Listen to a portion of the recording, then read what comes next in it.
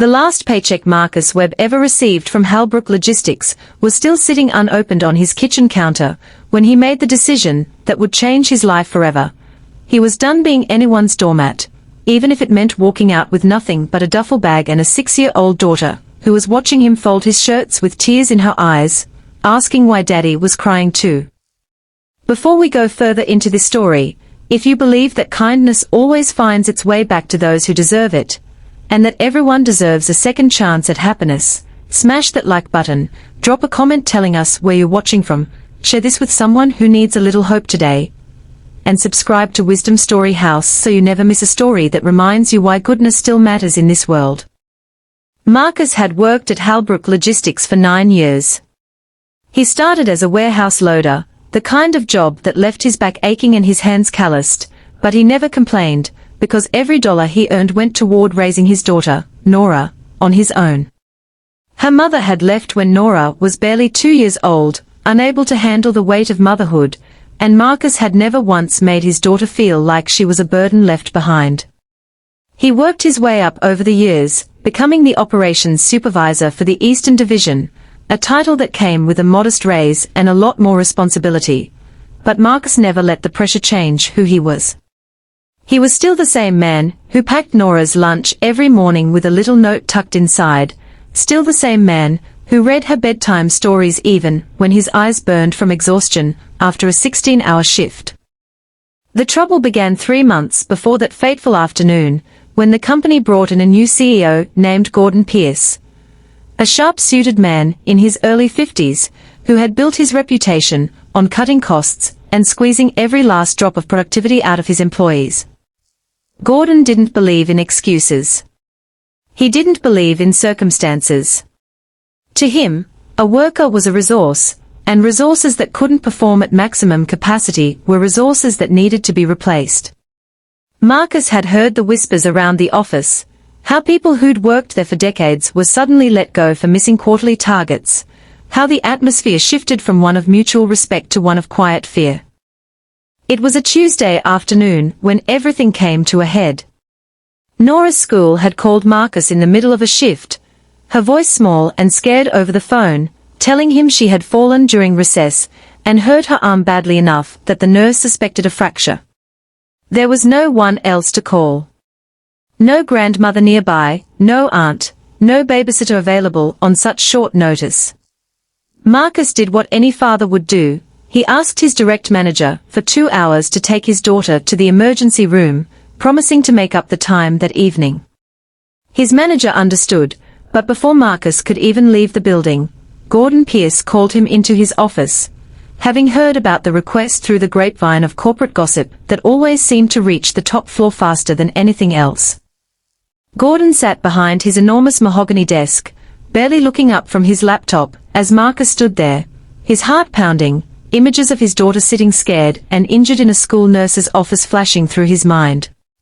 Gordon told him plainly that leaving during a shift for a personal matter set a bad precedent, that if he walked out that door, he needed to understand there would be consequences. Marcus tried to explain, his voice steady despite the storm building inside him, that his daughter was hurt and she needed him, that 9 years of loyalty to this company had to count for something. Gordon leaned back in his leather chair, and with a coldness that Marcus would never forget, said the words that would end everything: "Do as I said or quit, because personal problems are not this company's problems." Something in Marcus shifted in that moment. Not anger, not exactly, but a clarity he hadn't felt in years. He looked at Gordon Pierce, this man who had never once asked about his employees' lives, who saw people as numbers on a spreadsheet, and he realized that no paycheck, no title, no 9 years of tenure was worth more than his daughter's well-being. He simply nodded, turned around, walked to his small office, and began packing his belongings into a cardboard box while his co-workers watched in stunned silence. Nobody said a word. Some of them had families too.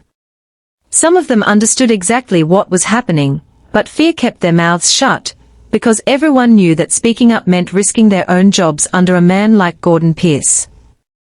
Marcus didn't rush. He took his time folding the photo of Nora from his desk, the one where she was missing her 2 front teeth and grinning like the world was made of sunshine. He took the coffee mug she'd painted for him at a pottery class, the one with her tiny handprint on the side. He took 9 years of memories and walked out of that building with his head held high, even though inside he was terrified of what came next, because he had no savings cushion, no backup plan, just a daughter waiting for him at school with a possibly broken arm and a future that suddenly looked uncertain. That evening, sitting in the emergency room waiting area with Nora's arm now in a temporary splint, Marcus held her small hand and told her everything would be okay, even though he wasn't entirely sure he believed it himself. Nora looked up at him with those innocent eyes and asked if he was in trouble because he came to get her. Marcus knelt down in front of her wheelchair, ignoring the strange looks from strangers in the waiting room, and told her that no job in the world was more important than she was, and that she should never, ever feel guilty for needing her father. The following weeks were hard. Harder than Marcus had anticipated. He applied to dozens of positions, sent his resume to every logistics company within driving distance, and faced rejection after rejection, some companies citing overqualification, others simply never responding at all. Money grew tight. He started selling things he didn't need, cut back on groceries, and there were nights he skipped dinner just to make sure Nora had enough. But even during those difficult weeks, something remarkable was happening. Marcus was more present than he had ever been. He was there for every school pickup, every homework session, every bedtime story, and Nora, despite the family's financial struggles, seemed happier than Marcus had seen her in years. Word of what happened at Heartwarming Logistics began to spread beyond the company walls. One of Marcus's former co-workers, a woman named Priya Chandrasekharan, who worked in human resources, had quietly recorded the incident on her phone after growing suspicious of Gordon's behavior toward employees. She hadn't planned on doing anything with it, but after witnessing the injustice done to Marcus, and after learning through office gossip about his financial struggles as a single father, she uploaded a short clip along with a written account to a local community page, praising Marcus's integrity and criticizing the company's treatment of its workers. The post spread faster than anyone could have predicted. Local news outlets picked up the story within days. Marcus Webb became, quite unexpectedly, a symbol of quiet dignity and fatherly devotion to thousands of strangers who had never met him, but felt connected to his story. The attention brought unexpected opportunities. A regional logistics competitor, run by a man named Desmond Okafor, reached out to Marcus personally after seeing the story, not out of pity, but out of genuine respect for a man who valued his child over his career. Desmond offered Marcus a position with better pay, flexible hours, and most importantly, a company culture that understood employees had lives outside their cubicles. Marcus wept when he received the offer, not from relief about the money, though that certainly helped, but because for the first time in months, he felt seen, not as a resource to be exploited, but as a human being worthy of respect. Meanwhile, Heartwarming Logistics faced its own reckoning. The public backlash against Gordon Pierce's leadership grew so intense that the board of directors, worried about the company's reputation and a wave of resignations from disillusioned employees, removed him from his position within 2 months of the incident. It turned out Marcus wasn't the only one who had suffered under his cold, numbers-first approach, and once the floodgates opened, story after story emerged of families torn apart by policies that valued profit over people. If this story has touched your heart even a little, if it reminded you that standing up for your family is never something to regret, please take a moment to like this video, leave a comment sharing your thoughts, and share it with someone who might need this reminder today, because stories like Marcus's deserve to be heard by as many people as possible.